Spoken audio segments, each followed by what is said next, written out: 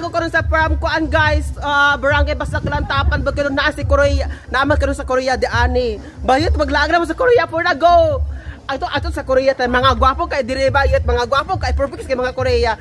Na ato ara bayot gwapo kay sa Sherman up sa dire sa mga church of kuan Mount Olive siya, tura siya, gwapo kaya na siya baye, pang kuan gikan na siya kuan South Korea, kani gikan ni og Thailand kani siya gikan na siya sa Thailand baye, tura pag gikan og Australia, gikan na siya Australia, kani gikan og Singapore, kana gikan og universe baye, to sa universe baye, so agtaw og kuan mga Philippines og naman